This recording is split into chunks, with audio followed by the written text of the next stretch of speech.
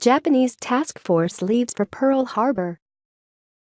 On this day in 1941, administration Chuichi Nagumo leads the Japanese First Air Fleet, an aircraft carrier strike force, toward Pearl Harbor, with the understanding that should negotiations with the United States reach a successful conclusion, the task force will immediately put about and return to the homeland.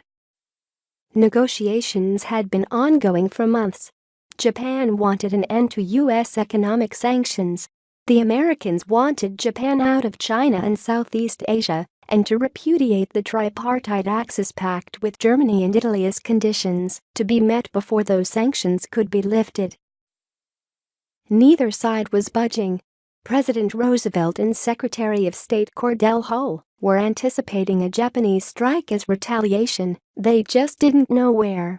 The Philippines, Wake Island, Midway, all were possibilities. American intelligence reports had cited the Japanese fleet movement out from Formosa, Taiwan, apparently headed for Indochina.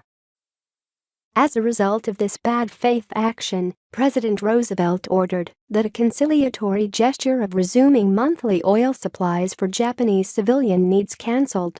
Hull also rejected Tokyo's Plan B, a temporary relaxation of the crisis and of sanctions, but without any concessions on Japan's part.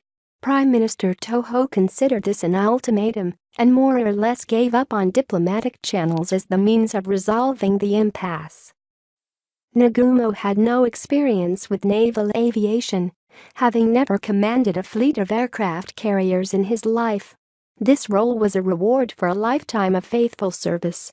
Nagumo, while a man of action, did not like taking unnecessary risks, which he considered an attack on the American naval base at Pearl Harbor to be. But Chief of Staff Rear Administration Isoroku Yamamoto thought differently. While also opposing war with the United States, he believed the only hope for a Japanese victory was a swift surprise attack via carrier warfare against the U.S. fleet. And as far as the Roosevelt War Department was concerned, if war was inevitable, it desired that Japan commit the first overt act